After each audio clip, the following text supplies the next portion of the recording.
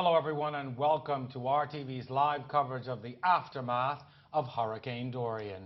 You see on your scene now scenes of a dramatic rescue in Grand Bahama in the hours after Hurricane Dorian.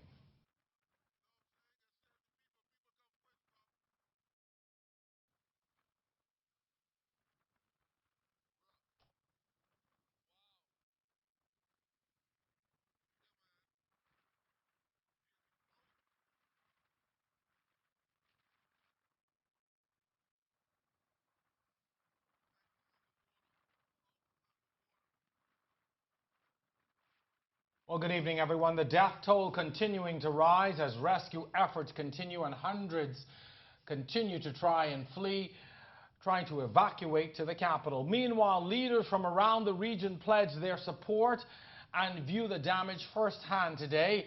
More images of the death and destruction coming out of the islands tonight.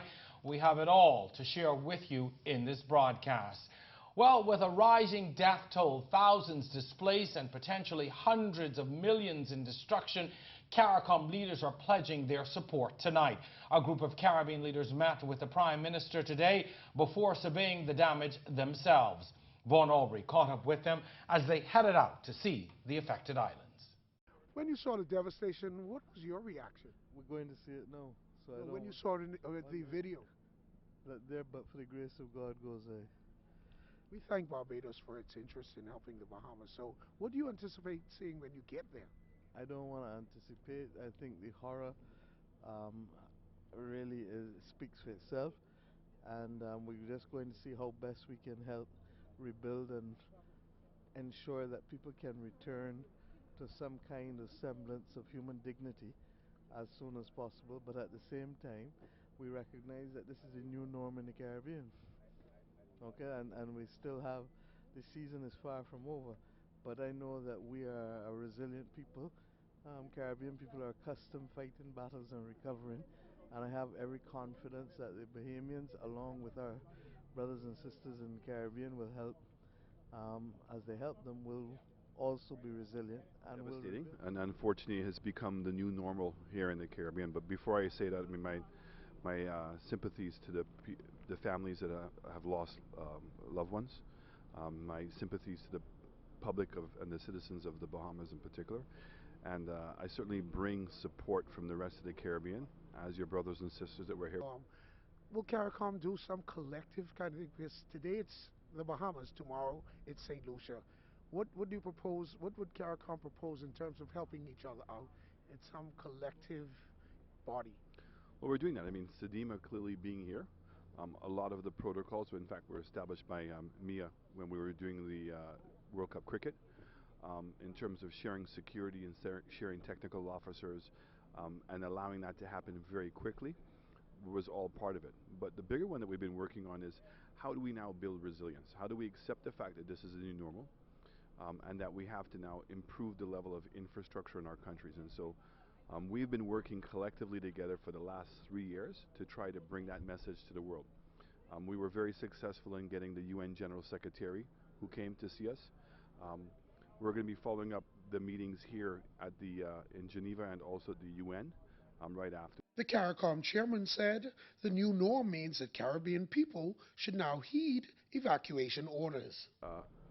The bigger message that the citizens have to appreciate is that the unpredictability of these storms now, and then how quickly they can change. So nobody would have predicted that Dorian would have slowed down to 0 miles an hour and stayed over the location for 36 or 70 hours. And so that when we ask for people to evacuate, you need to evacuate. Food for thought. I am Vaughn Aubrey. Back to you in the studio. If this is any indication of the magnitude of the situation, here's a look. Cadaver dogs were brought in last night courtesy of the U.S. Cadaver Dogs team. They are trained to locate and follow the scent of decomposing bodies. Their job is vital in disasters like this. These dogs work on and off a leash and are trained to detect the scent of decomposition that rises from the soil. With receding waters, there are fears tonight that those Decomposing bodies and animal carcasses could introduce diseases to these communities. The Pan American Health Organization and the World Health Organization actively working with the Ministry of Health to try and mitigate.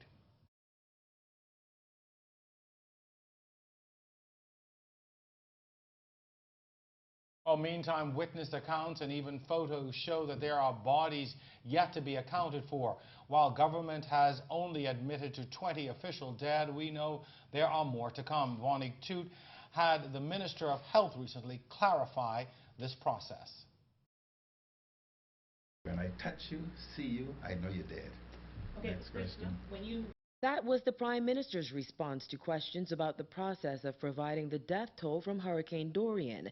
Though government officials have said the death toll is currently 20 for now, reports are that far more bodies have been spotted in Abaco and Grand Bahama. Health Minister Dr. Dwayne Sands was a lot more forthcoming with his answer, telling our news that based on unconfirmed but credible information, he expects that number to rise significantly. We will have a definite definition of a confirmed death, but we expect that this death toll, unfortunately, from this dreadful, historic natural disaster is going to climb and climb significantly. Sands was asked why the delay in confirming how many people have died. He said they must wait on absolutely verifiable information from reputable authorities. So the Commissioner of Police would be considered a reputable authority in the absence of. Now just 10.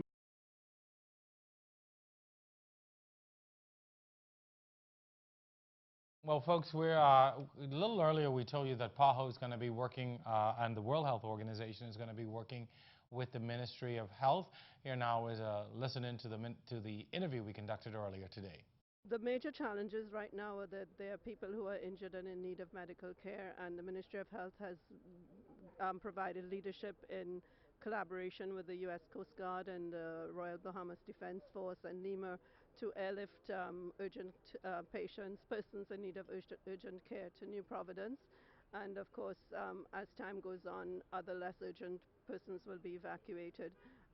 Our main concerns are the flooding at the Rand Memorial Hospital in Grand Bahama, where there's need to deal urgently with the patients who are there and to get them to another location and to assess Rand Memorial and do a cleanup if necessary, if the facility can be rehabilitated. We anticipate the need for control of waterborne diarrhea diseases and vector-borne diseases, and certainly we have experts, communicable disease experts available to provide that support. We are anticipating the need for donations of medical supplies and equipment, and the Ministry of Health has prepared a list in that regard to assist those who are willing to donate or partner with the government of the Bahamas to provide those responses. Abaco's Haitian community of the Mud and Pigeon Pea is now a wasteland with all structures destroyed. Haitian Chargé d'Affaires Dorian is anxious, to say the least, to get supplies in and help on the way. He asked if the fear, we asked that is, if the fear of deportation might scare them to hide from authorities and to run away from help that might be offered. There is no place for them to stay. You have to bring those people here or make shelter for them. And because even if I bring some goods down there, where they're going to shelter, where they're going to live. Some of them, they are in the hospital, they are asking them to leave. Because I think the best plan that should be right now, what the government should do right now, is move those they can move from Abaco, make a shelter for them here, and for them to assist them, give them what they need. The Haitian envoy says he's gotten the green light from Haiti's president to assist the Haitians affected by Dorian. He believes the government should consider mass relocations. I think it is not the time to fear. It is not the time to fear. Whatever it is, not come forward. If you need help, call, say you need help. It is not about fear people right now. We are not demon. We are not demonized. No one. I think Bahamian people, I live with you all for my almost entire life. I know you all very well. It is not about to fear people right now. It's about to come forward to help whoever in need, wherever you, whatever it can be, Abaco or whatever it is. But actually, there's no place to hide now, right now. You've been a teacher here at C.H. Reeves in the Bahamas. What has your experience taught you in the way people of Haitian descent are treated, not necessarily by the authorities, but by the general population? In fact, I live with the Bahamian, and I know them. And I have most of my friends right now. I can tell you, I have more friends and Bahamian than the Haitian. I don't see the problem. You know, everywhere you can find bad people, good people. It doesn't mean you're going to say everyone is bad. That's my experience with the Bahamian people.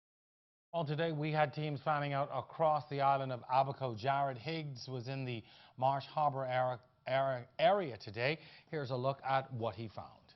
Now, just a 10-minute walk away from that government complex where all the Defense Force officials, the U.S. Coast Guard is landing its helicopters, where everybody is waiting for relief and being fed, Haitian nationals tell me that there are dead bodies still in the mud. I tell them to show me, so we walk over, just a 10-minute walk, and sure enough, with my own eyes, I see 3 dead bodies, have not been moved, trapped under a building. According to the man who guided our news to the bodies, one of the dead men is in his 20s, while another was in his 40s. He says the younger man's mother was also in a nearby home, dead. They don't show nobody what's going on here. 45-year-old Fontaine Joseph is a resident of the Pigeon Peas community. He's angry at government's response to the tragedy unfolding in his community. He claims that officials know the bodies are there and are dragging their feet to recover them. It's pretty bad dead, but I just saw y'all because, you know, I was dead for a couple of days. I came back alive. But I'm showing y'all what's going on in the society. We got a prime minister. We put him there to help us out. But at the same time, if we get a tragedy right this here going down, it's a hurricane, not even a hurricane, a tornado, going down and wipe this place down like that, nobody come. Right now, today's day, from Monday, it's right now people start showing up because Americans show up and people start popping up? No. Fontaine offered to show us where more dead bodies were, but we declined. The bodies we did see were beginning to swell, signs that rigor mortis had long since set in.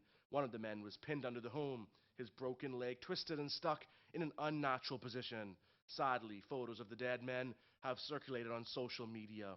Later, near to the morgue attached to the government clinic, an eerie scene unfolded as a crew of officers and men clad in white crime scene scrubs rode in with a covered body. At this particular time, we don't have a number. Our news guided a group of morticians working on the island to where the 3 bodies were trapped. Denali Penmaki, the proprietor of Evergreen Mortuary, has been mobilized by the Ministry of Health to retrieve as many bodies as she can. Is it more than 20? At this particular time, we do not have a number. Penmaki says what she is seeing is horrific, but it is important to treat the dead with respect. We are here to try and preserve as many of the casualties as we possibly can, so that when everything settles down, the families would at least have a dignified burial for their loved ones. According to Health Minister Dr. Dorian, the official death toll for Hurricane Dorian is 23. However, he has indicated that he believes that is an underestimation. He also told the Nassau Guardian he believes the final total will be staggering. Reporting for our news, I'm Jared Higgs. Well, Jared, it joins me live in studio. You would have just returned from Abaco. You were there all day. I want to find out, as you know, all of our viewers do tonight, what was it like for you on the island? What are some of the things that stood out to you as you moved along?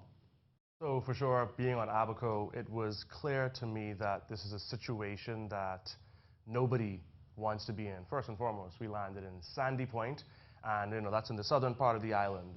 We took the 60-mile trek, caught a ride, luckily, up to Marsh Harbour.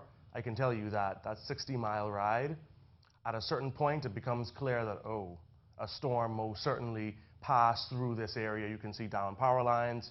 You see the cedar trees are bent in half. Someone made a comment that the winds must have been extremely strong, stronger than 185, gusting in order to snap a cedar tree. The closer you get to Marsh Harbour, the stronger the stench gets. When we did arrive in Marsh Harbour, we went to the government clinic, massive crowds outside there. We went to the government complex where the office of the Prime Minister is. Massive crowds. It was like a Brazilian favela. People are on every floor. They have their clothes hanging out. They're living there. They're living. They're hanging out. They're chilling. They're drinking. They're peeing. They're doing everything there. Of course, we also visited the mud, Pigeon Peas, Shantytown communities. We see what's going on inside of there. And it's, of course, heartbreaking when you know that there are more bodies out there, Jerome. We keep hearing that people are desperate to get off the island. People want to evacuate. What is that like, you know, in terms of people wanting to get off or just simply not sure what is happening? Because it is, I mean, some things are happening, but it still appears that it's slow. And a lot of people who, you know, even in this broadcast, it says, you know, we've been here for days and we don't know what's going on. So is there a rising sense of panic? Most definitely rising sense of panic. I can speak for myself. If I had not gotten a flight out of Marsh Harbor today, I would have been very concerned for my safety. They have the head nose evacuation flights. Those appear to be doing what they can. I mean, we're talking about a private group that is providing evacuation. It was a rat race at Marsh Harbor Airport today, Jerome. I mean, you had the people who were on the inside of the airport who got through the gate, I guess you can say. You had triple the amount of people on the outside of the airport just trying to get in. That's one rat race compared to the other rat race, which was actually trying to get on flights. People were getting extremely frustrated when they were not able to get on flights. I heard some women, you know, use some colorful language when they didn't get on, and it's understandable. They're extremely frustrated. They're displaced. They want to get to, suppose, New Providence, where family is, where facilities are, where some sense of normalcy is. And so seeing that rat race there, it's clear that more evacuations are needed. What you mentioned in your report as you got into Marsh Harbor, the stench, and this is the stench obviously from bodies now starting to decompose, and the level of decomposition is rapid in these types of environments. But, you know, in addition to people wanting to evacuate in this fear, is there growing concerns for the health and well-being of the people on the island? Because you're talking about dead bodies, animal carcasses, a water table that's contaminated, and anytime you have a hurricane, there's the seawater now that settles into the land. So are there now growing health concerns as well? Most definitely there are growing health concerns. We know this because first and foremost, they're giving you masks to wear whenever you go into these communities. They are encouraging you to have masks. Everybody, the people who live in the communities, they know that they need masks. Not everybody's wearing them.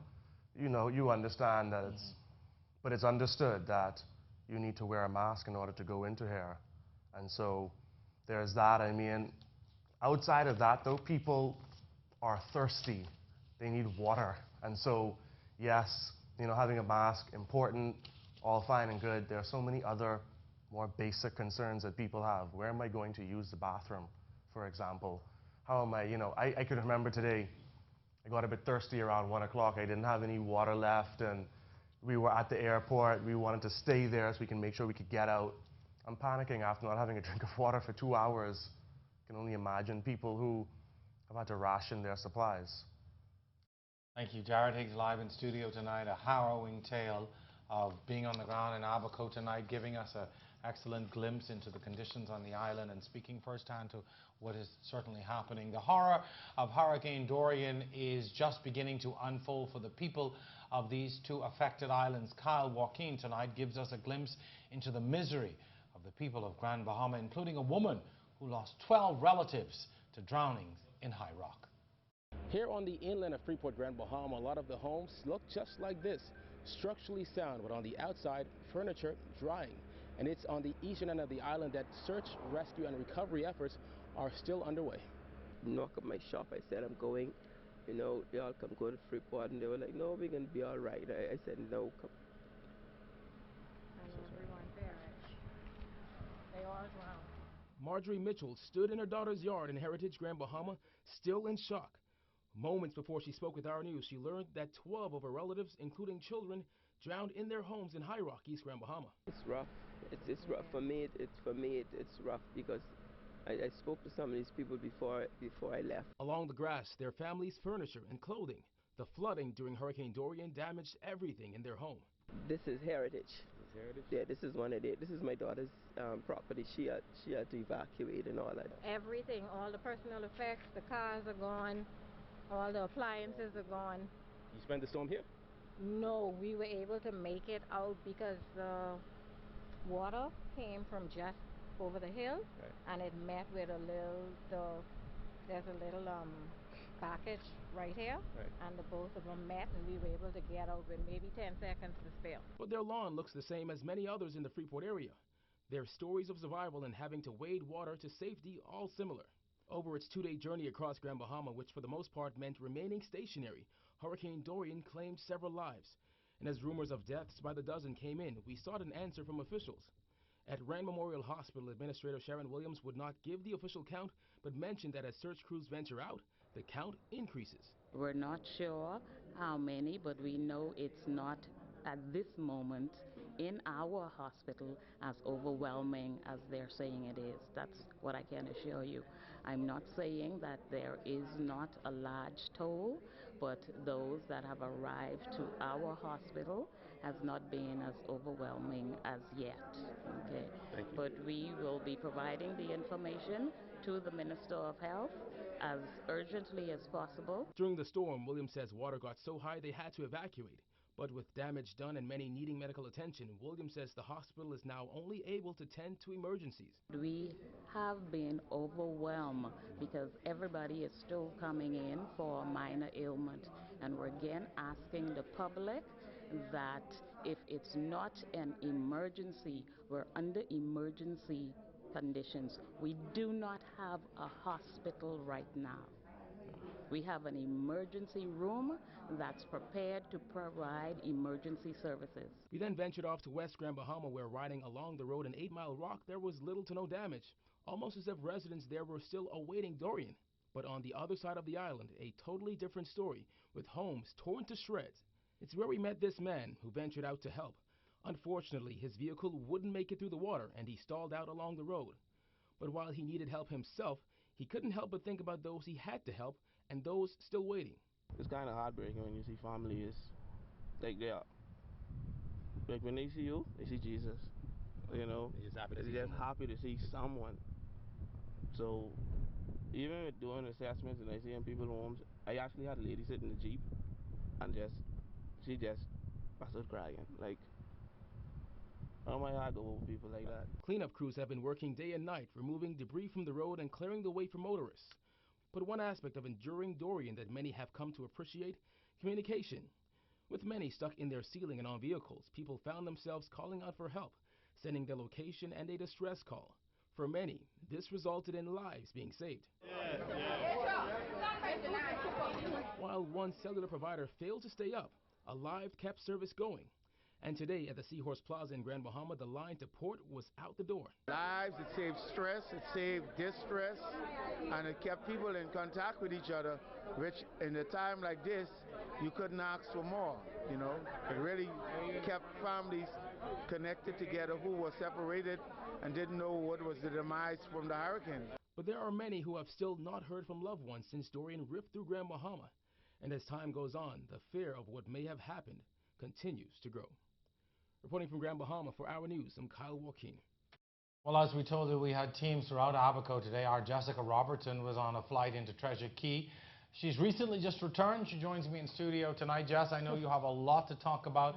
I want to begin, though, with giving us an overall assessment of what the day was like for you. You got a call at the last minute. I mean, that's what we do as journalists. You move quickly, not knowing what you were getting yourself into. But give me an idea of, what was it like in Treasure Key today? Well, Jerome, I have to say, up until this point, the aerials are really all we've seen, because unlike most of the other areas that were hit, well, Marsh Harbor and Grand Bahama, communication stayed up, so you've gotten a lot of visuals coming out.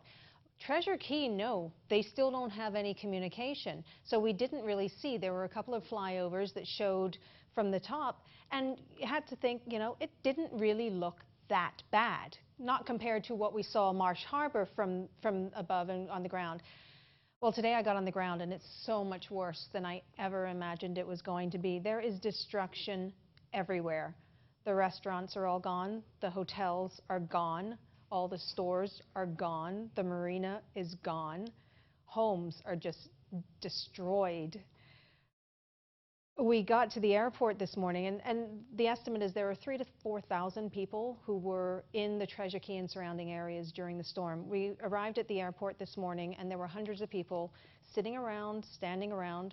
One police officer, God bless him,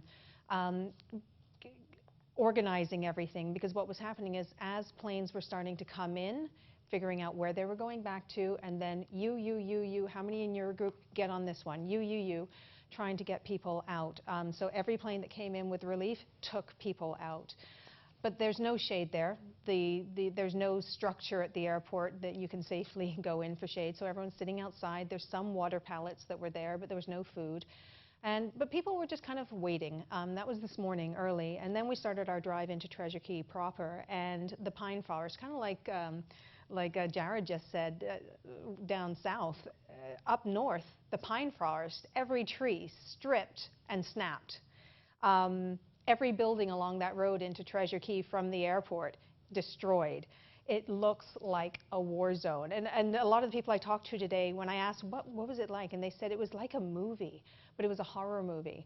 But for every story of despair, I met some absolute everyday heroes who are doing all that they can to make sure that everyone is being taken care of as best as they possibly can. They've set up camp kitchens outside. Most of the people are, if they don't have a home or a building that they can safely stay in, they're still hanging out at the clinic where 200 people, and it's not a big clinic, 200 people rode out that storm because it was only buildings that withheld that storm. So they're cooking as best they can, just taking care of each other. Meanwhile, you've got groups that are going out there and clearing the roads, because that was part of the problem. They couldn't really even assess. Everyone was just kind of isolated because there was so much destruction in the roads. So, but I have to say that where there's no communication, I spent the whole day, it felt like, reassuring the people there that help is on the way, that things are happening. When you ask them how they feel, it's neglected, frustrated. They feel like Treasure Key has been forgotten. They're hearing about all of the resources that have been put into Marsh Harbor, and they're not seeing it there. In fact, today there was only one, and it was only about 2:30 this afternoon that there was one Coast Guard helicopter landed to take somebody out, and they filled it with people and got out. And so, you know, they're seeing helicopters fly over, but they're not landing in Treasure Key. They haven't seen the government officials. They haven't got the Defense Force there. There is concern that the looting is going to increase. People are going to go into homes. People are desperate. They're doing what they can to survive. Volunteer firefighter Greg Johnson, he and a group of men, they cut their way from Treasure Key to Marsh Harbor using chainsaws in waist-deep water. And if you've ever been to Abaco, you know that's a 45-minute drive on a good day.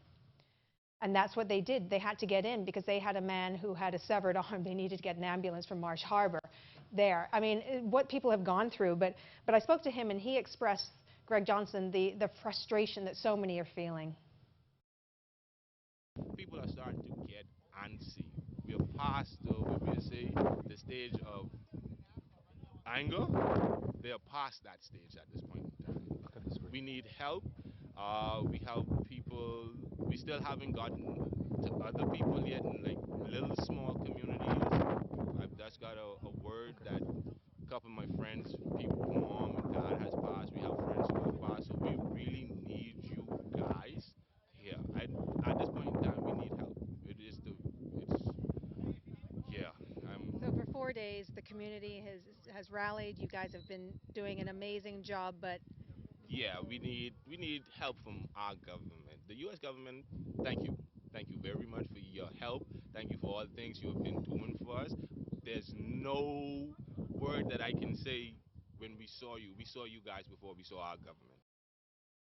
so there you have it. That is how the people in Treasure Key are feeling.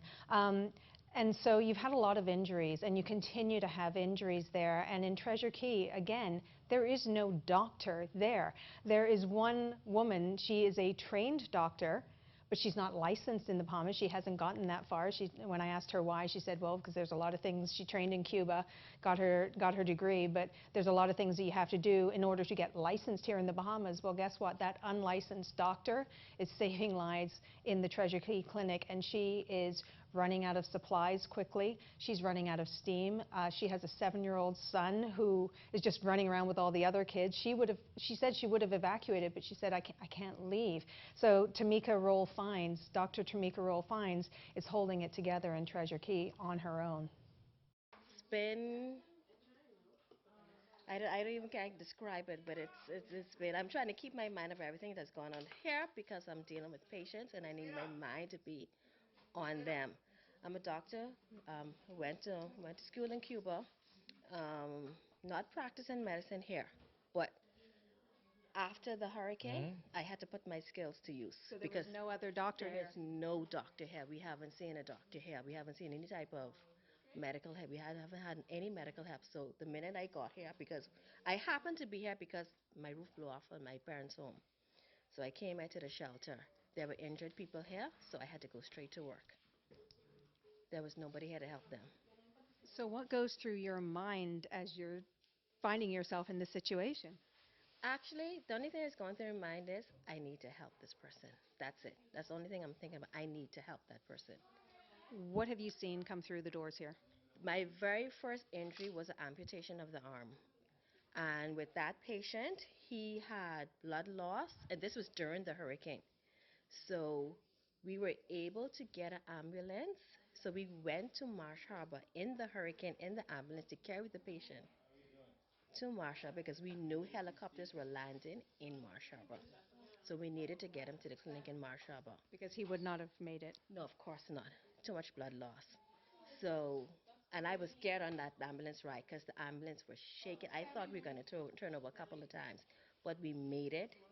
He got out actually the next day or the same day. And so he made it. So that was my first injury. But we've been seeing a lot of wounds, infected wounds now because they've been in dirty water. So everything's infected. We have a lot of head injuries. We have a lot of persons who did not bring their medication. They don't have any medication. So you have persons who have very high pressure. We have persons who sugar out of control, and there's no medication here. Now that the storm is over, we're having a lot of heat exhaustion because people are working. They're not taking care of themselves, and they're passing out. So we have a lot of heat exhaustion right now. We have persons right now on the farm that are stuck there. We haven't even been able to go. I heard they had a death there. We have a lot of wounds out there. We can't get there. We don't have anybody who cares out there. We're hoping that Defense Force will come, but then I know they're having a problem with getting boats in because all the harbors, everything is just torn apart. So the help is there, but it can't get to us. He was on the back of a vehicle, and the person was speeding, and he fell off. He has They were trying to evacuate. They're trying to evacuate. During the storm? No, this happened actually today. So, with all the cleanup, and they're trying to get out of Abaco because there's nothing happening here. And people are trying to get out, and he was on the back of a vehicle trying to be evacuated from Abaco, and he fell off the back of the truck. So he has some head injuries, and there's only so much I can do. So he needs proper assessment to make sure there's no fractures, that there's no concussion, anything. So far he's fine, but that can change suddenly. So we need to get him out so he can be properly assessed and treated. That just gives you an idea. And as you said, that extreme injury, that happened today. It continues to happen, and it's going to continue to happen as people are making their way through the devastation and destruction. Every step I took today in Treasure Key, I had to look down at my feet before I put my foot down because there are just nails sticking out of wood everywhere. It is dangerous. So many people have stepped on nails, and they don't have any medical attention. There's no tetanus shots there. So you're going to see some other problems. So if anyone from the Ministry of Health, from government, from NEMA is hearing me, they need help. Dr. Fines needs your help. She needs a lot of supplies, all the basic supplies to keep going. She's willing. I said, how long do you do this for? And she said, until my body gives out. She's not going anywhere, but she needs that, and she needs help. We need trained medical personnel in there to assist for as long as we have people, and we're keeping people in there.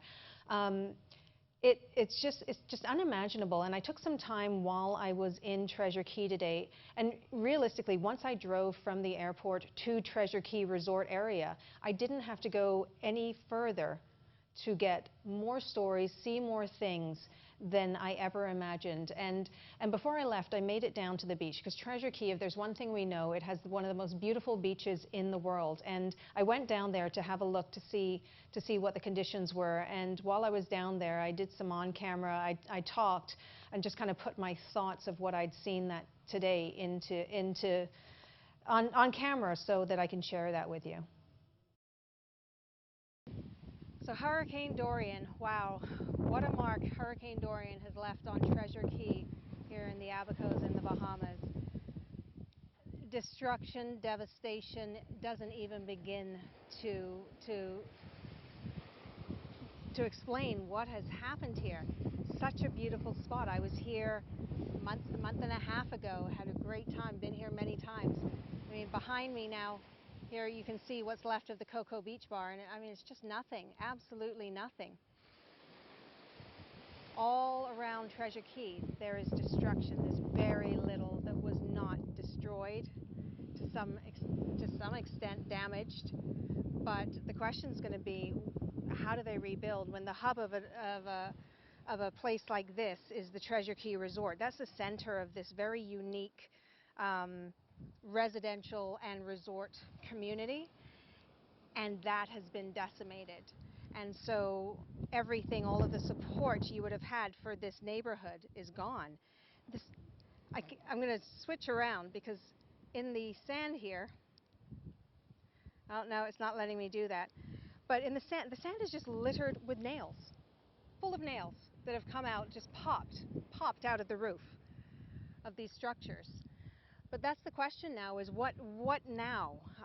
And I don't even think the people here they're not even in a position to start to think about what next. They've just got to get through minute by minute, hour by hour, day by day in the most wretched of conditions. The community has truly come together, and that's what we're seeing throughout the Abacos, is the communities, okay, this is our reality, what do we do now? How do we get through this until there's more help? But nerves are really fraying.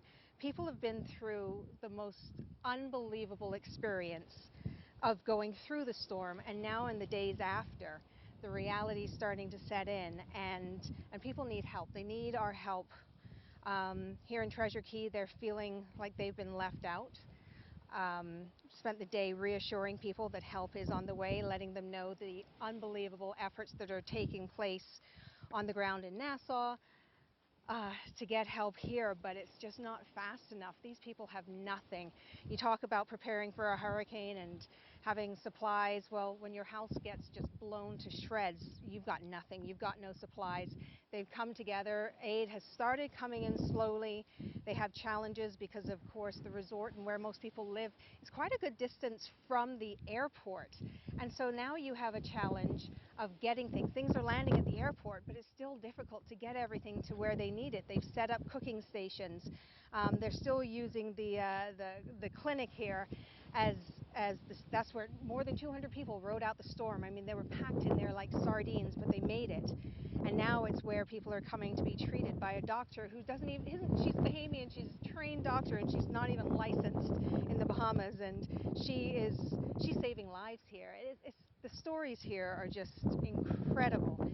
But the one thing that they have is they have hope, they have a sense of community, they have a determination to make it through and to rebuild and make Treasure Cay, bring Treasure Cay back to what Treasure Cay was. And the one thing that Dorian couldn't take away, may have changed it a little bit, is one of the most incredible beaches anywhere in the world.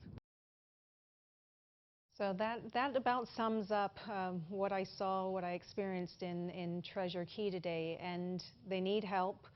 I'm not sure that a lot of people are going to be able to stay there. By the time I got back to the airport this afternoon to catch our flight, there were a lot more people there waiting to catch flights. There were armed Defense Force officers, armed police officers on the ground maintaining order at the airport. There was a Bahamas Air jet there waiting to take people. They all had handwritten tickets. They had a kind of a ticket booth. They'd pulled it out of the terminal. It was set up on the runway. So there's still a lot of order there, but people are afraid that things are going to get a lot worse very quickly if things don't change quickly. Just before we let you go, any defining moments, anything from today that really stuck out to you? These are very difficult assignments that we go on because you have no idea what you're getting into. I mean, you would have heard Jared's sort of feedback, but what was it really for you today that stuck out the most? I think there were two things. As we were driving once you enter the gates into Treasure Key, that community, on the side of the road there is a body covered mainly with tarp. To be honest, if someone hadn't pointed it out, we would have driven by and I wouldn't have known. So they're doing the best to maintain dignity. But when someone said, why don't they move it? Why don't they move it? You know, that poor woman, they can't. There are no body bags, and we don't have enough doctor. We certainly don't have body bags. They're waiting for body bags to come up from Marsh Harbour, someone to come from Marsh Harbour to take care of the situation. But this has been days now, and everyone going in and out has to drive past this. So that was kind of the start of the day. And it was kind of, I turned to somebody else in the car, I said, wow, things just got real.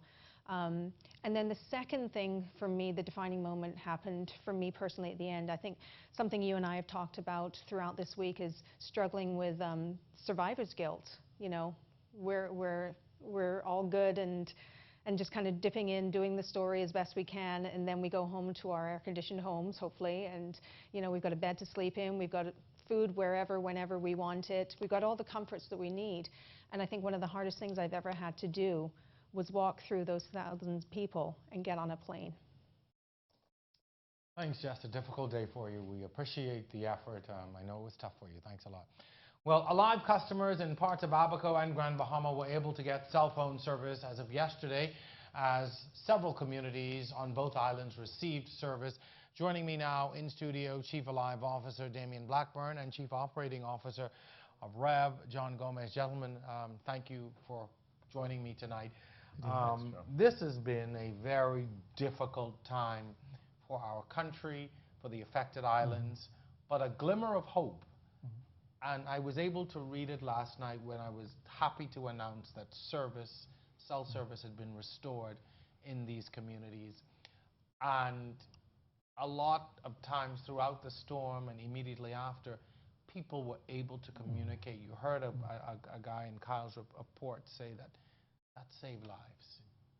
I want you to just talk us through where we are, what happened, you know, how you were able to keep that vital link going for folks in those islands. So good evening, Jerome. I'll start first and Damien will join me. But I'll tell you, when you think about our network, in terms of what we've done, in terms of building our network, it was purposely built in terms of the design of the network, the buildings, the structures that we have. When you talk about Grand Bahama, for example, one of our main facilities is perhaps about 200 feet away from the coastline. And despite all this water coming through and the wind gusts and what have you, we didn't have one drop of water inside that building because there's a moat that is built around it and is purposely built to withstand hurricanes. But again, when you look at Dorian and the size of the Category 5, the winds, the water, it's just, you can't really build and prepare for something of that type and that magnitude. So there was, and I will tell you, there was a bit of luck in this whole thing for us as well. And so even though we have this network that supports Alive in terms of keeping its network up as well, there was a bit of luck that we had to help to keep the enabled services to stay up throughout the passing of the hurricane. I mean, people were able to, and we've talked about this so much in these broadcasts, the storm was so real to us because we were able to get images as it was happening, after it passed, even the aftermath. So this storm played out in a huge way on social media, largely due to the fact that people were able to access their phones and through data and be able to let us know what was happening, you know, on this side. And you know, what was it like for you all, or what did you have to ensure? What did you do to ensure that happened? So, you know, throughout the storm, the network, as John said, we prepared very well. We did things like backup power on every site.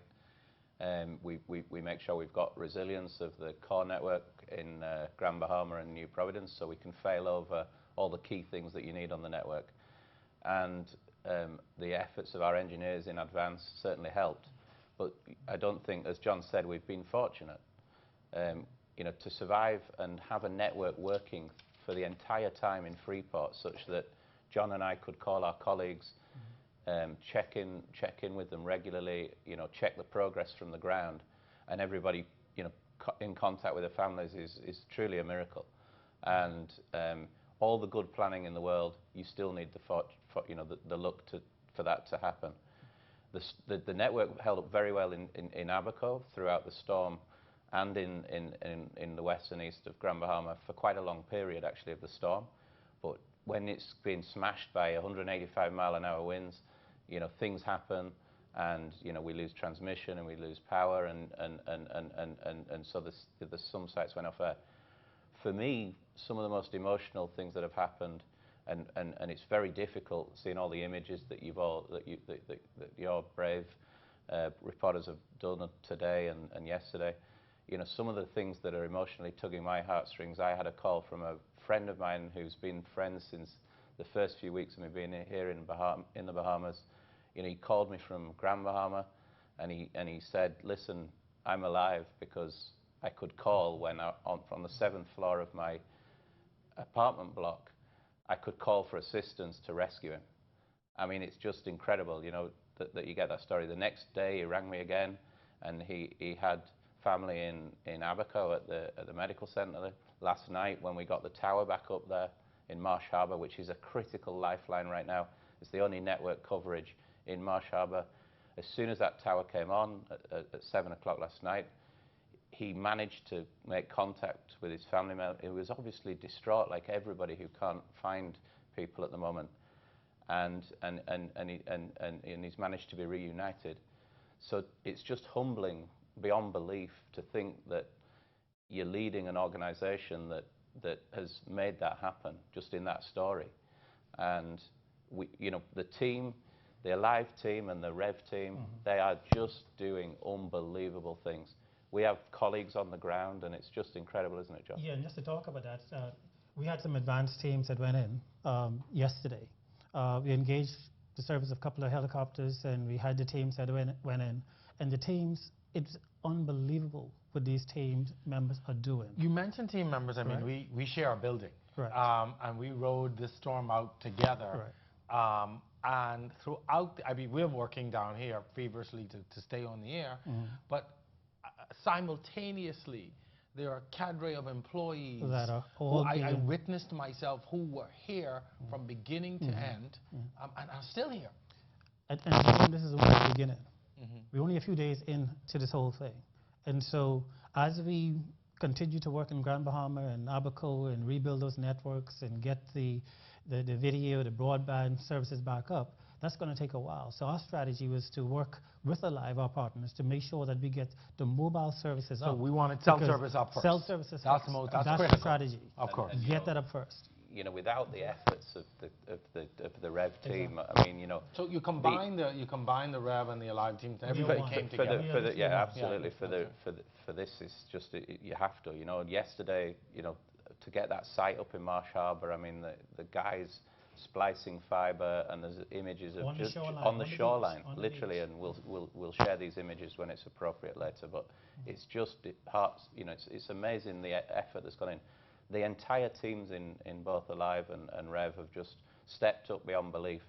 We started having calls before the storm happened, and nobody misses the calls. Everybody's focused. They play their role. It's a real massive team effort, and I must commend the teams who are just doing incredible things.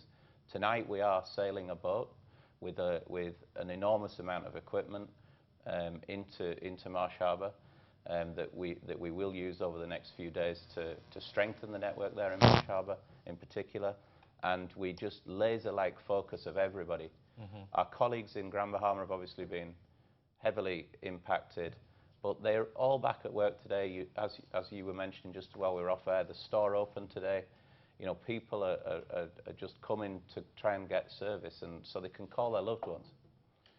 And that's so significant because that is the first sort of glimmer of normalcy of life. Just to have that call, to hear that voice to say, I'm okay, or you're okay, or we're doing okay. Of course, the next step being let's get relief, but just to hear that voice and to make that contact. One of the things, too, I want to talk about, is... So just on that, Jerome, we did announce yesterday that it is important for people to speak to one another. So we did announce that to all the customers in Grand Bahama and Abaco, they've been given 250 voice minutes so they can call their loved ones. And those minutes will last until September the 14th, which is the time that we're repairing the network in those islands. And we think it's just so crucially important that you hear a voice of a loved one. And so yesterday we acted with immense speed again, thanks to some other people in my team who just, pulled the stops out to make this happen. It's incredible. You all have also gone to great lengths to look after your employees in those affected islands as well. I know that it wasn't just a matter of you being on the ground, but you looked after your employees before, during, and even after. Well, again, Jerome, the network is important to us. But at the same time, our top priority is the safety and well-being of all of our employees. And so when we were able to ascertain and to confirm that every member of our staff, both Alive and Rev, was safe, right? Their roofs were gone, they were out in the water, what have you, but they were safe. And so it gave us that glimmer of hope in terms of we could now help them to kind of rebuild their lives, get their homes rebuilt, get them back on track. But again, if you don't have the staff that are comfortable, who are focused, they will not be able to concentrate to help you to build your network. Gentlemen, I've got to ask the final question. So what's next? You've got a few sites that people are communicating, but what next? There's still so much work to do. Yes, it's going to be a laser-like focus. We have a military-style plan. We are moving at rapid speed. Yesterday, we got the west end of Grand Bahama up within hours, literally hours of the storm passing. Again, testament to our engineers. They'd been in the building in Grand Bahama, and they got out there as soon as they possibly could and got these sites working. So the west end of Grand Bahama is now communicating on the Alive network. That will carry on. As I say, we're very laser-like focused on Abaco starting tomorrow morning. We've flown all the people in. The person who's going to lead the Alive operations is there. We've flown him in today. He's bringing service already to vital people like the police. We've flown him in with stock and things. And that's our main effort, but we are, of course, going to play our full part, standing shoulder to shoulder with our brothers and sisters. So many people have lost, everything, their livelihoods, and it's heartbreaking to see, but you will see that both Alive and Rev will stand together in the communities, and we will do everything possible. We just want to play our small part on that front, and we will do. And to that part, I mean, we've actually we've partnered with MPCC, the Providence Community Church, also with Head Knowles, and you're going to hear more in coming days and weeks in terms of the corporate community work that we're going to be doing as we go forward. I'm sure I'll hear a lot about it. Oh, absolutely, absolutely, absolutely. Gentlemen, I want to thank you for stopping by tonight and all of this and sharing. The work that you're doing is so very vital. If no one has said it to you, I'm going to sit here and tell you that, Alive helped to save lives in this storm. And the people of the islands appreciate it. We appreciate it. I'm sure people all over the Bahamas appreciate what you've been able to do, and we thank you for the effort, and we thank all of the employees. Yes, absolutely. Of both of these entities who have given so much and continue to give so much to ensure that this vital service continues. Great. We thank you so very much. Thank you. Thanks for stopping by. Folks, stay with us. We're going to take a quick break. Come back with more right after this. There was a lady that I heard on the television in my car, on the radio in my car, that was asking for Miss Eleanor Hill and her grandmother. I can tell you that I personally talked to her and her grandmother and Kenneth Knowles and the rest of them are fine. Same thing. Well, I want to give big up to my solutions. I hope that they're all okay. I'm going to be here for the next couple of days, so hopefully I get an opportunity to see them. So, love you guys. And that we're going to work together. Today is you, tomorrow is me. And that's the truth. There, but for the grace of God goes there. When can we expect you to articulate some kind of a back?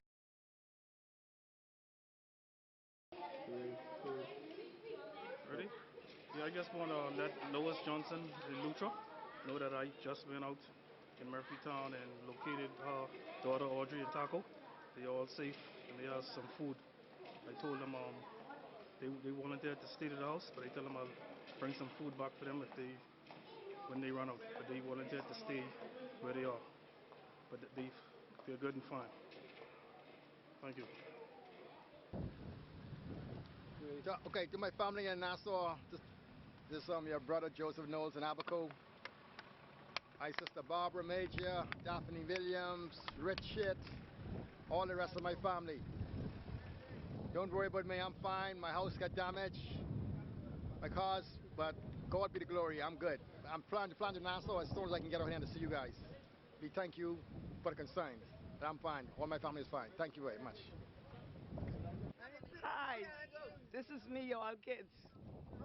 I can't even speak properly now because that's how happy I am where God has brought us from. These my nieces and nephew, we all in the church. Yeah. It was so bad. We had to stay in the bus every night from the storm. But God kept us. We sing songs to the Lord. We pray. Amen. Through the whole thing. Amen. That's what we did. Yeah. And we stay in the church and in the bus. Yeah. Sleep in the bus, cook and eat in the church. Yeah. And we carrying on the work for the Lord. Amen. Amen. Me and my niece right here, Christine. Yeah. We go every week, feeding the poor, praying for them, caring for the sick and the shut in. God bless you all and keep strong. Yes. Mommy waiting for the Lord. Amen. Tell Dr. McPhee and Mother McPhee I'm fine. But we did not know phone connection over here. God bless you all. Keep safe. Love you all. Amen. Those are the heartwarming stories that allow you to smile even in the midst of all of this tragedy. Well, it appears that Abaco has the bigger challenge with providing shelter for hurricane victims, with few places able to accommodate the large number of people left homeless or with badly damaged homes. Then there are those just ready to get out because of the conditions. Prime Minister Hubert Minnis telling reporters today that they are trying hard to find a way to get everyone out. When can we expect you to articulate some kind of evacuation plan? Because people are simply saying they do not want to stay. There's nothing to stay for. We'll have a cabinet meeting to discuss those matters. And as usual, we keep the press and the nation abreast as to our daily progress and what we're doing. So we won't withhold or hold back anything from you. We keep you abreast. I intend to inform you hopefully tomorrow. Well, he admitted that they are also looking at the feasibility of setting up temporary accommodations there as well. The National Security Minister Marvin Dames confirming that reinforcements from the police and defence force are en route to the storm-ravaged islands. This after a barrage of social media reports of looting, and violence in Abaco. He outright denied a takeover by armed gangs and insisted the island is under control. Yeah, a lot of that has been grossly overstated, and it's sad. Well, you're gonna have incidents from time to time, and they may have been isolated in cases. But this notion that there are bands of individuals running throughout Abaco and taking over is nonsense. I was on the ground in Marsh Harbor, and the police and the defense force are in full control. Flights filled with evacuees arriving from Abaco today, many of them still traumatized by the experience of this deadly hurricane. With one shelter housing about 1,000 homeless people, the game plan is to get them evacuated to Nassau, even though it's not clear where they will be housed. 300 were flown in yesterday, but as the situation worsens on the ground there are growing fears that it could get a whole lot worse very quickly, given that there are conflicting reports of looting on the island. There's no gas stations, no grocery stores, no pharmacies, no anything. Help. Just help. Just help. The people vote and put y'all in power. Y'all make promises. Just keep one. Just keep one. Be paying that now. Just keep one. But there's so much debt around you. That's what and my kids, I'm a teacher, so some of them was my kids from school. What the food stores did, and I must say, when price rate got blown down, they allowed people to come and shop. They allowed people to come and take stuff for their families, But my thing is, what are they going to do with them? So one of the stores was giving out stove and doing, the thing which is used during the hurricane, they was giving out stuff like that. And I must say, everybody worked together as a unit. I want to remind you we are still in need of your help in sharing these images from the islands. Please send your photos and videos to 802 News. That number is 802 News. Also, looking for family members or want to let us know that you found someone, we'll visit Our News Bahamas on Facebook and search our photo galleries by settlement. Let us know if you have found who you're looking for, or let us know if we can help you find a missing loved one. You can send your photo in as well so that we can share the image. Bahamas Air bringing a plane load of survivors out of Treasure Key today. We got a chance to speak with evacuees when they arrived. Here's a look at some of them as they came through the domestic section of the airport, fresh off of that flight out of Treasure Key. Many of them still weathered, many of them still traumatized, not sure where they're going, but they were happy to be in New Providence for the most part. This hurricane was off the scale. It was different. Abaco, especially Marsh Harbor where I live, it's a disaster. Murphytown, Dunderstown, Spring City, it's a disaster. It's depressing. I wanted to get out there, so I told my nephew the first thing out, please put me on it, which he did. He got all 6 of us on the flight. And I just wanted to get out there because of the depressing around you with all, everything is so, people sleeping on, Terrifying. Something I never want to go through, never again. Once everything started hitting and roofs started dropping, we all had to run down to their safe room, and all the shutters started coming off there, holes in the roof, water leaking. It started to flood so high. It was nowhere for us to go, but we made it. I've never seen nothing like it in my life. I don't think there's a category that describes this hurricane. People running for their lives, people losing lives, don't know where the kids are. It's just total devastation in Abaco. There's no homes in Dundas and Murphytown that hasn't been touched by the hurricane. Every house has been touched. Central Abaco Chief Councillor George Cornish recounts the night he heard the knock on his door. I had a guy run to my house swam. He swam to my house in the middle of the hurricane, banging on my door. Wife gone. Apparently, he floated up to a house next door and hold on to the post on the door. Hands bleeding, cuts all over him. The roof fell on them, and they just get washed away. And he thought his wife was dead. And then I saw, after the eye of the storm, 20 people right over the hill from my house. Their house just was totally destroyed, just the foundation left. There were like 20 people in the house, cuts and bruises. And then his wife happened to just get washed up and hold on to a wire from the pole. And she held on to it as long as she could till the wind subsided. And then she walked over, and he thought his wife was gone. He left a lady in my office, 2 kids just washed away, and she don't know where they are. Just heartbroken, can't even come out of the office to go and even look to see where they are. People are confused, don't know what to do. Everybody's looking for the next plan. What is the plan? Where do we go from here? What to do? More than 3 dozen people housed at the Kendall Isaacs Gymnasium here in New Providence, victims of the hurricane. Shelter manager Andrea Newbold says the setup is the best in the country. We have persons who were flooded out in New Providence, and we have some persons from Freeport and a few from Abaco. The conditions, well, we are prepared to for anybody who needs assistance, evacuees. The gym have a capacity of 700. We could hold 700, so we are prepared. We have everything in place. The nurses are there, social workers are there.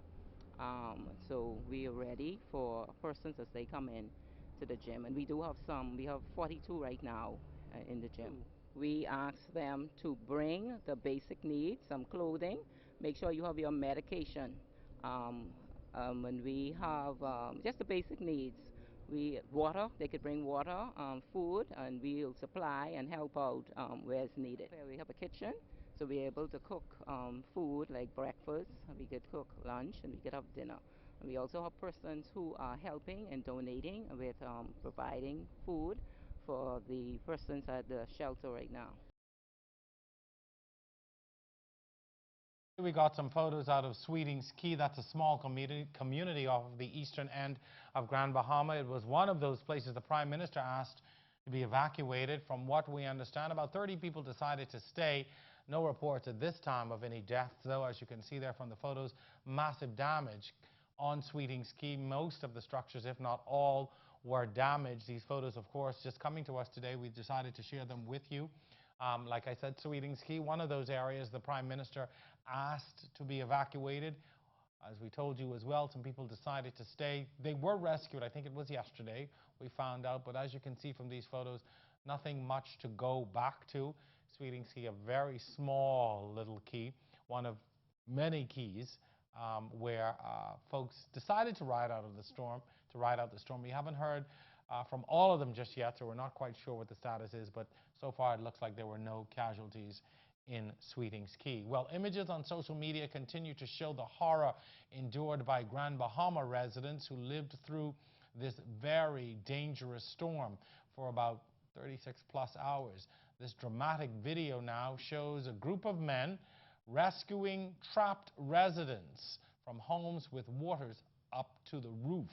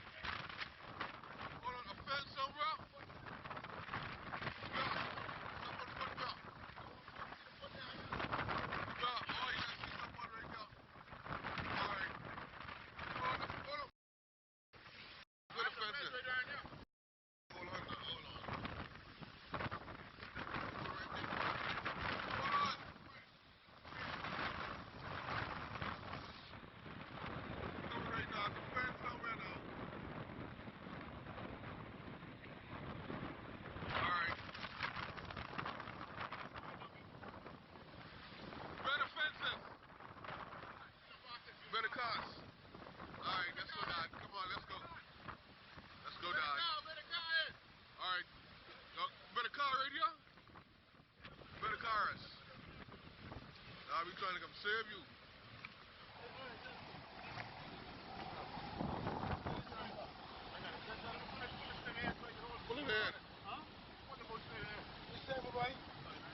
People in the Arctic, man. Save the people. Look here. Look at Freeport, man. Look at this. Wow.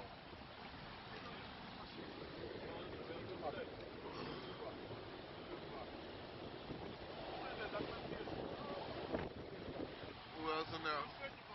Go in the box. Save the little girl. Tell you, man. Oh, boy, tell you. Name even out here. Red Cross even out here, man. So I gotta do something with the Freeport Prime Minister. This is terrible. This is terrible. Look at the people, man. Look at the people. Save the people. All the United Grounds in Nassau, we in Freeport here, trying to save the people. Sit low, sit low.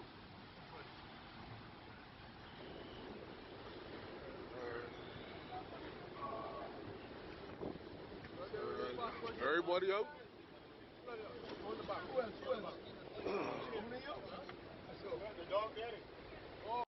Where the dog is? Yeah, the dog drowned then.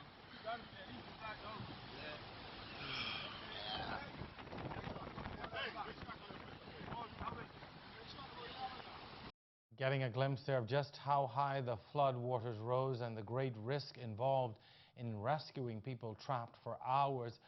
A special thank you to the men who got out there and rescued those folks. So many stories like that of people who risked their lives at the first opportunity to get out and save people who had been trapped up in their attics, on top of roofs, everywhere for hours and hours and hours. Well, with scenes like this that were all the way inland, we could only imagine the conditions on the coastlines in Grand Bahama and Abaco. Storm surge could have been well over 18 feet in some instances. With so much massive destruction, where do we begin rebuilding? Jessica is live tonight with someone who can hopefully provide some insight. Jessica? Thank you, Jerome. So I'm joined here tonight by Carlos Palacios. He is a coastal engineer, and his knowledge is something that's probably going to be extraordinarily valuable, because we now have many different areas, communities, where we have to start from scratch. And as traumatic as that is, there may be some light in that as well, because we can make the changes, Carlos, that the way we have things now obviously aren't going to work. Yeah, Jessica, I mean, this is just something that was unforeseen by anyone. The scientists, the engineers, the community, the planners, to just have a stationary hurricane in itself is just unfathomable. And so when we take what we have to learn from this to be better prepared in future, it means that there'll be some measures that we'll have to shift in terms of our direction. To say that we can be prepared for another Dorian, honestly, is probably a daunting statement to make. It would have exceeded any level of expectation, but there's some simple things that we probably haven't done in the past that we definitely need to do now. Some things such as understanding and creating flood maps for our nation. So to know, we already know the heights, we know the topography, etc. If we can now determine, and it can easily be done, we have the capabilities in-house within the private sector, and of course there are many national and international agencies that can always support our nation in doing it. To understand, if the waters rise 5 feet, what gets flooded? If it rises 10 feet, 15 feet. And why this is important is ahead of Dorian, we knew major storm surge was coming, at least about 5 days out. So within those 5 days, where do we require mandatory evacuations that will come on stream? Which areas will be most vulnerable? Under these conditions, which key roads needed to be secured in the event that we go into another hurricane season? Because just a simple example, if we build on stilts and we have very secure homes, but the emergency route is a low-lying road that will be washed out, then when something happens, we still can't respond. So in terms of emergency response and from a coastal planning standpoint, we're only as strong as our weakest link. You said so much in there. One of the things in the Bahamas, and I always have to defend the Bahamas, I say, no, we build to code, we build to code. Does the code have to change? We actually have one of the most robust codes in the region. That's hands down. This past year, our firm did a study that studied 6 Caribbean countries, and it went through all of their laws and policies, and we are ahead of the game. We are doing a good job as it relates to building. There are other aspects that we can work on. Strictly speaking, as it relates to our building code, for example, we build with a system called block and tie column. So you'd see some steel, you'll have a poured concrete column, and then we have concrete block infill. And unfortunately, our system doesn't require us to reinforce those block walls. And what that means is when water, etc., or lateral loads such as that you get with surges impact it, it blows it in. And that's why we see from a lot of images, we'll see concrete walls lying down. Sometimes the shell of the structure remains, but a simple fix to do that already fits within our code is for us to have reinforced our blocks. So that means you put concrete and steel within it. So once again, it's not that we're revamping everything starting from scratch, but we'll now have to factor in that there's some intentional designs that will have to be included in our vulnerable areas. So that talks to how we build, and one of the things that I want to go a little further, the Prime Minister talked about the fact that houses on stilts survived. Yeah, and statistics and studies do show that categorically the safest way to get out of floods is to be above it. That's just a fact. So yes, there are also many societies and civilizations, for example, ones that live along riverbanks. They're used to a monsoon season when the water is 40 feet deep, and then there's a dry season when literally there's nothing in the river, right? And obviously what you see in Grand Bahama was like a river, right? The water is flowing by. An angry river. An angry river, right? And persons, and vehicles and everything is getting caught up in that. So how do we now determine where we need to focus? And that's where the flood maps come in, and we can do something called vulnerability assessments. These are nothing creative, nothing outside of the box. These are things that have been around for decades. That means determining which areas are higher at risk, low-lying, etc. Winds out of this way will cause surge, and therefore we focus on restrictive building covenants in those areas. If you live on high up on top of a hill, you don't really need to build on stilts. Clearly, if you're down by the water, you're within a few feet of sea level already in regular conditions, we need to consider those areas. And is it a matter of, because when you look at Grand Bahama, I mean, Grand Bahama is a big island, and this map was really interesting because the yellow line shows the actual island, and this kind of shows what was the flooding. And it actually went beyond even that in reality. But is it a matter now of even looking at where we build? And is that a realistic thing to even consider when you think about the fact that this is people's property? Yeah, and you know, I had this conversation very emotionally back when Hurricane Joaquin happened. And Acklands, of course, was decimated. My grandmother's from Hard Hill, Acklands. And people would say, it doesn't make sense rebuilding there. Or Ragged Island, for example. Why would you rebuild in Ragged Island? There's only 70 people. But we have culture, we have history, we're prideful and proud people. To say that we just need to abandon islands, I think is not going to happen. I think as a result of things like this, though, we have to effectively plan for how we can manage these locations. So, for example, parts of every island will have to have a no-build zone. There are certain areas that flood. We know they flood during king tides, high tides, etc. They definitely flood during a hurricane. You should not be able to build there. Maybe you could have a gazebo or some type of sacrificial structure. We can offer incentives, trades, so we have no shortage of land. In the same island, I'll give you 3 acres of crown land in exchange for, you know, the fact that you won't be able to rebuild in this sensitive habitat. Right. And thinking about where I was going to go with that. Yeah. How do we do this, though? Because there's going to be, once everyone gets through the coming weeks of what we're currently in, then becomes the, well, I need somewhere to live. I need somewhere, I got to rebuild my business. How do you do all of this in time? Yep. For that to happen, it means that it needs to be happening now. Like I said, none of this is new technology. These models can be run very quickly. We can, just like a map like this, right? We can quickly start to determine the best strategies for land use and relocation needs. Now, to say that everything can just flow smoothly and you can be done in a few weeks, no, it's probably too daunting. But it does mean that we have to have the serious conversation and take those steps so that we have effective land use planning now. For example, the same way the various incentives were provided by relaxing VAT and duty-free, immediately incentives could be provided now for persons who are in certain vulnerable areas that we know to be relocated, to have crown land, to be given land on higher places without all of that modeling and things like that. We know lowland, and we know where floods, and we can see from these maps the areas. So will everybody move and will everybody leave? No. But if you get 10 to 20%, let's say, or any percentage, it's one less person in harm's way when these things happen. Even if we were to start with identifying what are the essential services and putting those in different higher places so that you have a bunker for the police, the defense force, so you have these people in a safe place, they can ride out the storm and be there rather than waiting for it to be safe to get them from Nassau or Florida or somewhere. Exactly, because it can be done. I mean, for example, we're building an office complex right now, and we built it as solid concrete, fully poured concrete. The walls probably can take around 250 mile-an-hour winds. So it can be done. And obviously it's a little more expensive, but at a certain point, certain things and critical infrastructure have to be protected.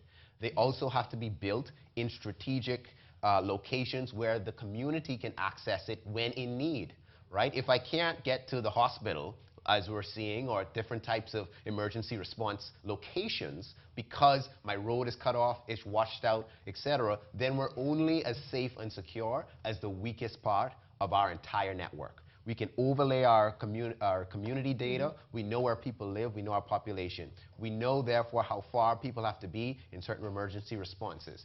Countries have been dealing with tsunamis, volcanoes forever. We have to treat hurricanes the same way. This is our war on weather. So we have to prepare for it the same way as if we were going to war. You'd know what your contingency plan is, you know how you're going to get in food, how you're going to get in supplies. If this happens, what happens? That's the type of strategy and the level of interest and dialogue we have to have immediately. Thank you so much for that valuable insight. We appreciate it. Back to you, Jerome. Thank you very much, Jessica. I like the phrase, our war on weather. Some great information, some great suggestions. Let's hope people are watching and are listening and taking heed. Education Minister Jeff Lloyd says schools will reopen Monday, including those in Abaco and Grand Bahama. How? Well, he says even if it means relocating Abaco children to New Providence temporarily, just to give them a sense of normalcy. We'll get them. We'll bring them. You know, we have to make, they have to get in school. We have to bring them here. We have to do what we have to do. This is the time now we have to do what we have to do. Our people's lives are in a balance. They want to be safe. They want to be secure, and we're making sure that that is happening. But they also want to get back to normalcy as quickly as possible, and that's what we are doing, especially in regard to the schools. Regarding those schools and the children in Abaco and Grand Bahama, particularly Abaco, what do you say to parents when you talk about relocating children here to the capital? We are looking after what is in the best interest of everybody. We're looking after what is in the best interest of our children and their families. We are going to give the assurances to the parents who are able to come along with their children, and if not, the children may have family and friends in the capital here that can be secured. We are going to take care of business. We understand the challenges right now. We are doing what we must do. This is why the government is what a government is, to do what it has to do in order to ensure the safety and security and the comfort and convenience of our people, and that's what we are doing. Regarding getting back to normal, the minister says the government will eliminate the red tape. The government is going to move away all bureaucracy so that people, again, wouldn't have to be going through a double stress. Okay, I got to get a death certificate. Oh, my Lord, death certificate, the bureaucracy of that. Oh, I've lost my passport. Oh, goodness, what about that? Oh, I've got to bury my loved one. What about, no. We're going to smooth the way so that people can get, over this period of grief as quickly as possible and on to some level of normalcy. And that's why it's important for us to get schools going so that people's lives can return to some state that they had previously been accustomed to. The Bahamas is open for business is the message to the world. Deputy Director General Tommy Thompson says all his staff at the ministry are accounted for, and now the Ministry of Tourism's goal is to let the world know that despite the devastation in Grand Bahama and Abaco, Nassau, the capital, and the rest of the Bahamas is ready to receive visitors. It's not a very heavy travel period, so we're going to have appropriate messaging out and bringing the right people to the Bahamas to see that we are open for business. But we're going to be saving our major firepower for the peak booking seasons because we haven't had the full assessment of what damage has occurred. It looks pretty bad, so most likely those events will have to be postponed or perhaps brought to a different island in the Bahamas. Can you tell me what some of those events were? One of them is the golf tournament that we have in January. We have two, one in Exuma, one in Abaco. I doubt we'll be able to do the one in Abaco. It really doesn't look possible at this time. And then there's some smaller basketball events that were scheduled for Grand Bahama. But then also, there are a number of Bahamian athletes, pro athletes. Are you going to use them in your messaging to let them know that the Bahamas is open for business? A Buddy Hield, a John Crowell Jones, and others? They're actually doing it themselves. So, it's organic. They're Bahamian, they love their country, and they're doing their part to help. Following the utter destruction of Hurricane Dorian, food and water distribution is critical. Many charities are stepping up to assist, including the Bahamas Feeding Network. Executive Director Philip Smith. They're preparing on their ships 20,000 meals. So we will give out 10,000 lunches and 10,000 dinners every day, indefinitely. And so that began today. And so we're distributing through our membership in Grand Bahama, made up of churches and soup kitchens and feeding organizations. What about Abaco? Abaco, yes, we're setting up in Abaco right now. The key one, though, is ensuring that it goes where it should go, because a lot of times at these times people use these opportunities to enrich themselves or take advantage of the situation. So I think it's very important that we try and ensure that the distribution is done through people that are reliable and honest. International partners have also teamed up to bring relief, among them Samaritan's Purse and the Billy Graham Network.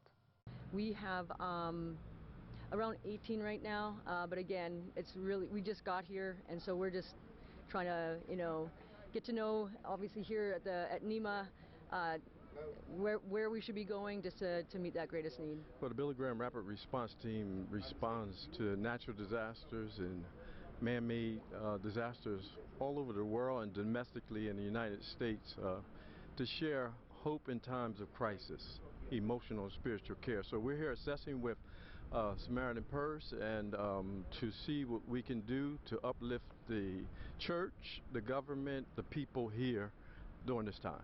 When you saw the pictures, what was your response of the damage from Dorian? Devastating. Devastating. And crisis. There is a national crisis going on here, which you guys will need all the support that can be given, and we're here to help in that sense. Around the world, Bahamians are lining up to help. The consulate in Atlanta, Georgia is organizing a relief effort. Dozens of Bahamians are already bringing relief supplies to the Atlanta office earmarked for the affected islands. Many of them still concerned, though, about friends and family who have been missing since the storm. My uncle is out there and I'm not sure where he is, and so pushing forward and helping the relief effort helps me to at least feel less helpless. As soon as we get the all clear to land in Abaco and Grand Bahama, we've got an effort from Atlanta that's going to be strong.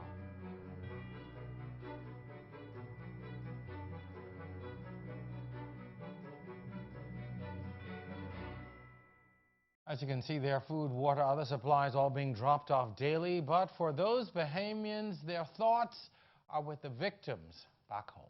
It could have been me, but I was just blessed to be here at the time, so I really sympathize with everybody that's out there in the islands. My son, no, I haven't heard from him as yet. How old is he? He is 26. My grandson is 5. I'm praying to God that day. I wasn't able to sleep Sunday night. Monday, it was heartbreaking. All we have to do now is lean and depend and trust God that everything is going to be okay. Video, of course, was courtesy of Fox 5 in Atlanta.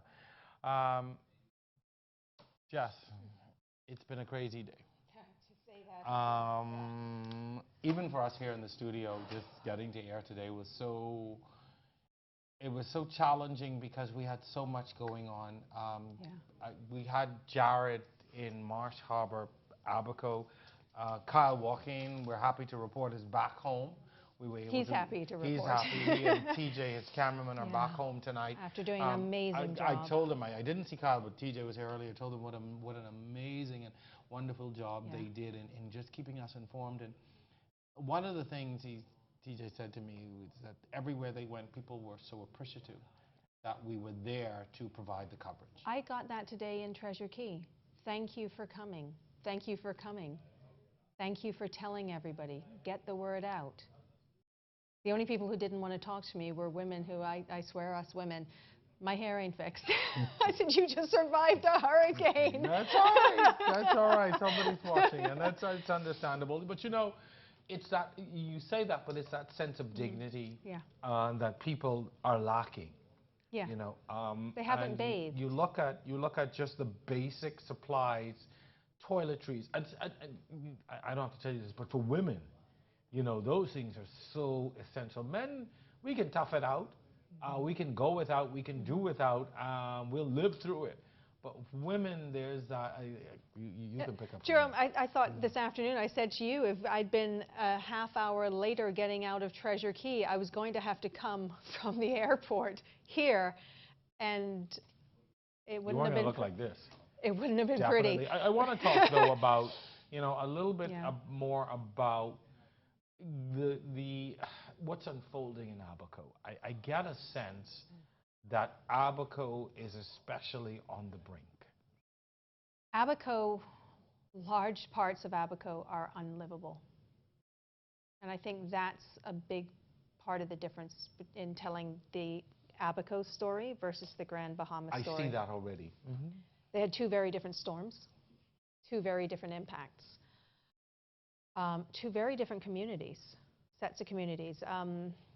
Yeah, people are doing the best they can. We didn't get over.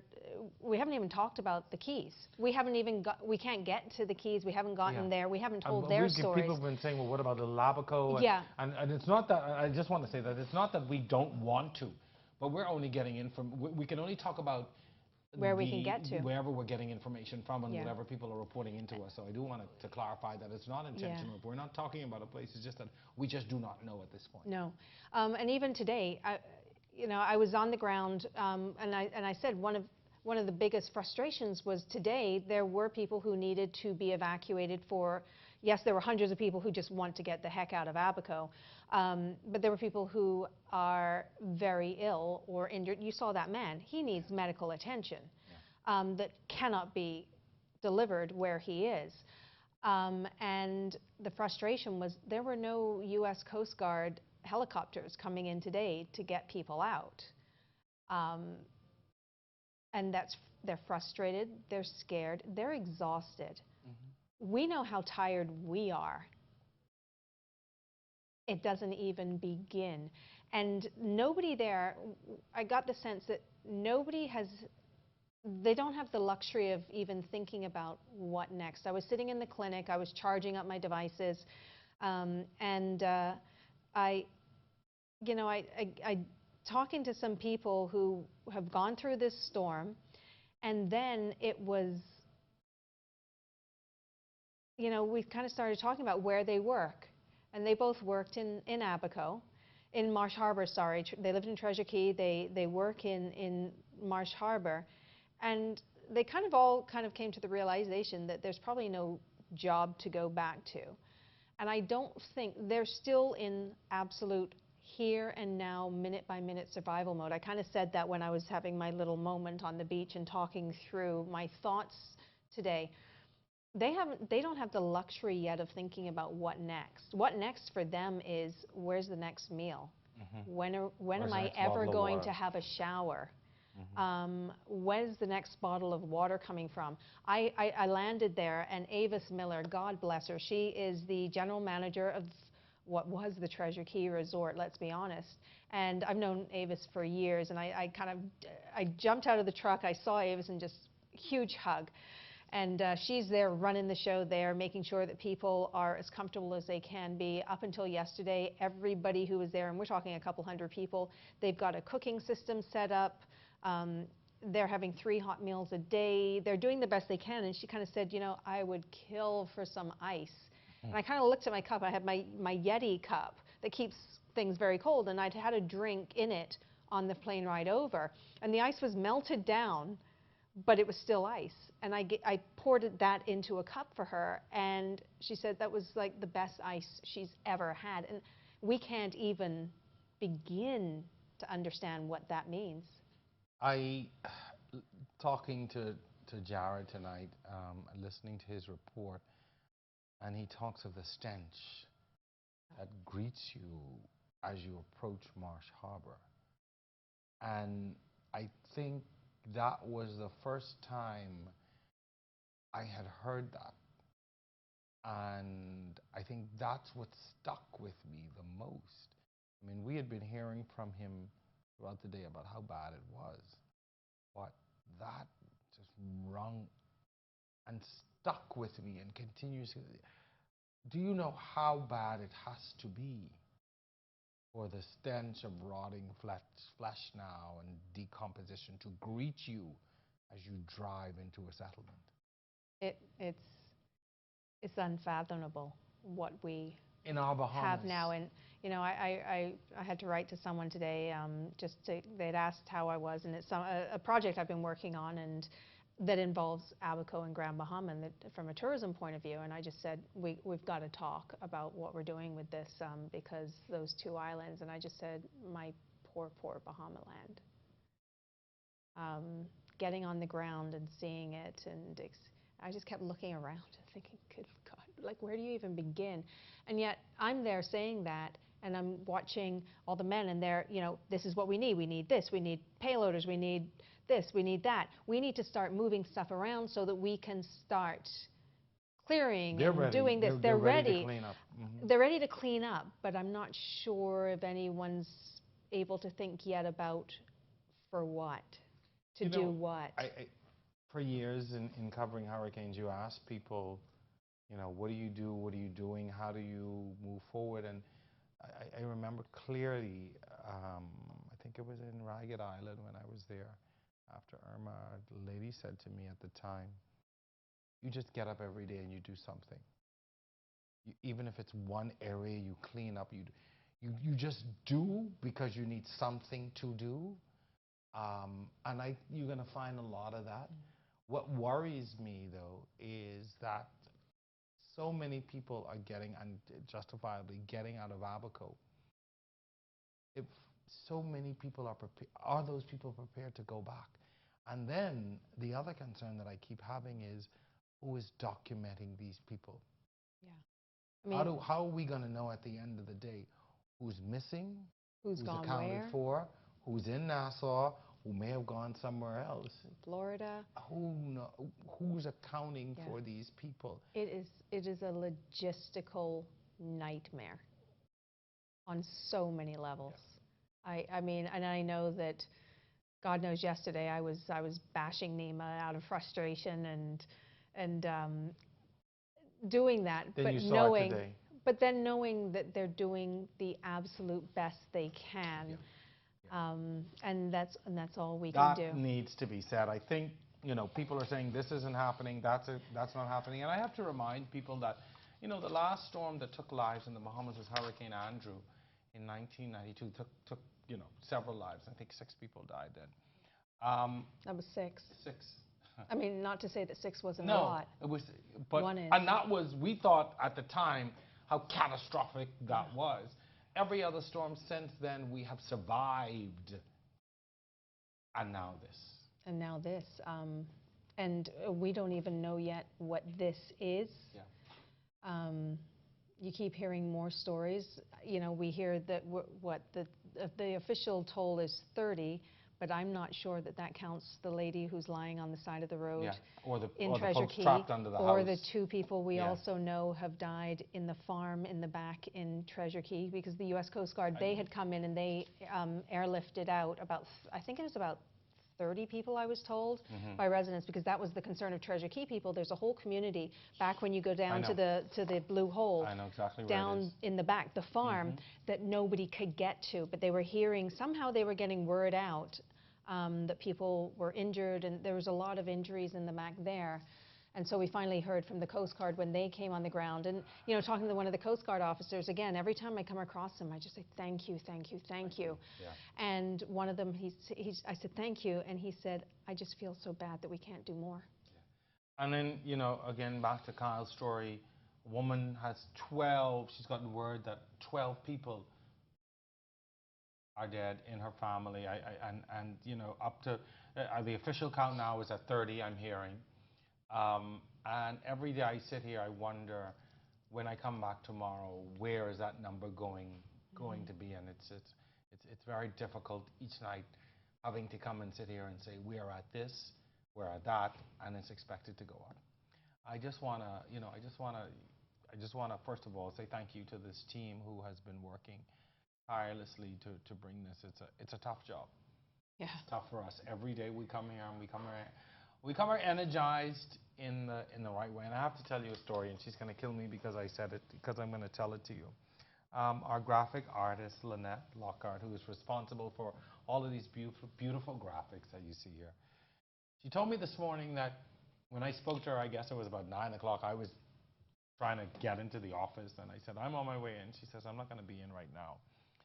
So I said, you're just getting up. She said, I left the office at 3:10 this morning. She left here at 3:10. I said, well, why so late? She said, I was putting up the images of the missing people by settlement. And she said, Jerome, she said, I only had a few up, you know, earlier in the night, and I was tired and I wanted to go home. She said, but then I realized I had a duty. I had a duty to put up the photos of the missing. She says, because if it were me, I'd want people to take care of, you know, to look out for my family. And you know, it struck me. And I just wanted to say, thanks, Lynette. We appreciate it. That's what makes it worthwhile. So good night, everyone. We leave you now with some of the photos of the missing that Lynette put up forth last night. Thank you.